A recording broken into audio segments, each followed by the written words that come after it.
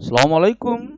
Halo, apa kabar semuanya? Selamat bertemu kembali dalam video pembelajaran yang membahas tentang pemrograman berorientasi objek. Dalam video kali ini kita akan bahas tentang pengantar pemrograman berorientasi objek. Masih bersama dengan saya, Syaharullah Bisa.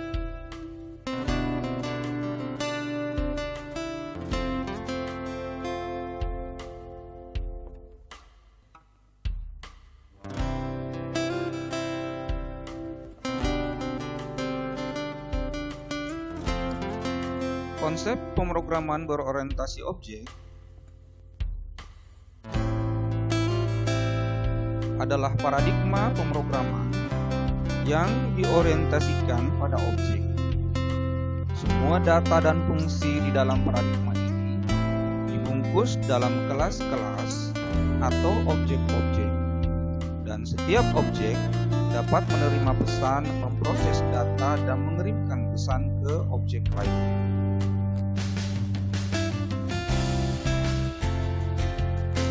Apa perbedaan pemrograman berorientasi objek dan pemrograman terstruktur? Pemrograman terstruktur, prosedur dan data merupakan dua hal yang terpisah satu sama lain. Contohnya, untuk mengelola data waktu yang terdiri dari jam, menit, dan detik, berarti ada 3 atribut. Dalam C dapat digrupkan dengan menggunakan stroke. Namun meskipun demikian, untuk mengolah ketiga data tersebut dibutuhkan prosedur yang disusun pada bagian yang terpisah.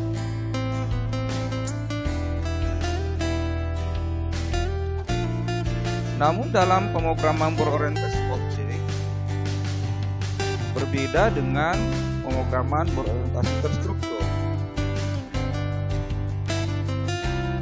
Pada pemrograman berorientasi objek, prosedur dan data dapat dibungkus menjadi sebuah objek, sehingga prosedur dan data tidak terpisah, melainkan menjadi satu kesatuan.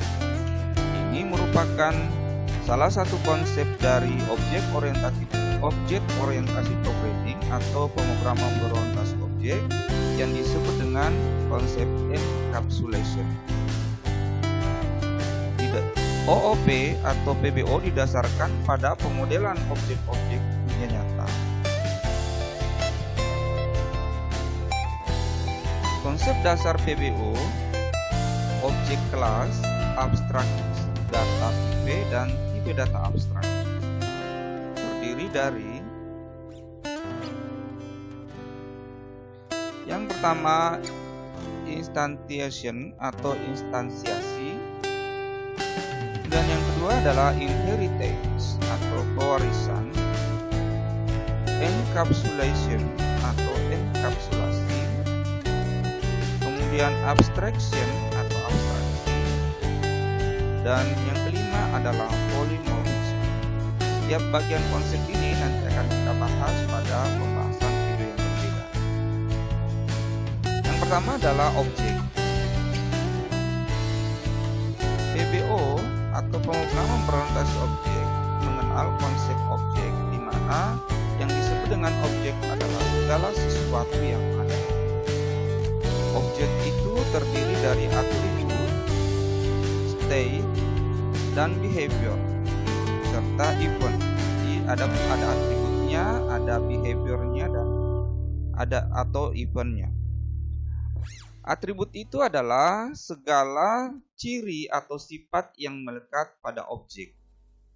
Sedangkan behavior itu adalah perilaku atau perbuatan atau aksi atau kejadian yang dapat dilakukan atau diterima oleh objek.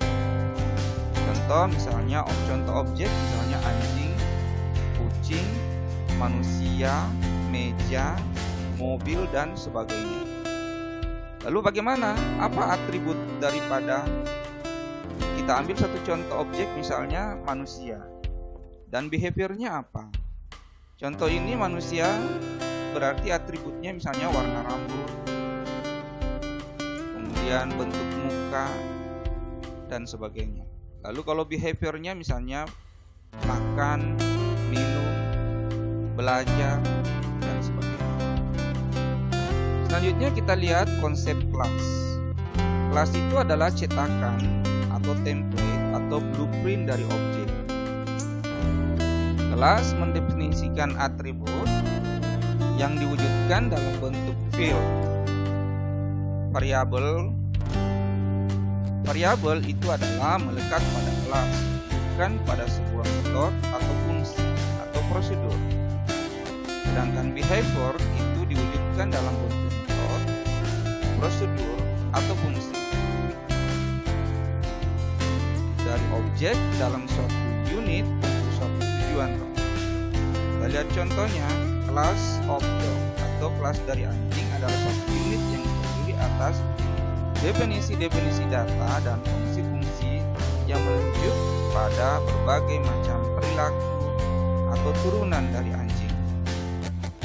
Sebuah kelas adalah dasar dari modularitas dan struktur dalam pemrograman berorientasi objek. Sekian dulu video kita kali ini ya. Kita akan membahas lagi konsep dari pemrograman berorientasi objek yang lainnya pada video yang berikutnya. Terima kasih. Assalamualaikum warahmatullahi wabarakatuh.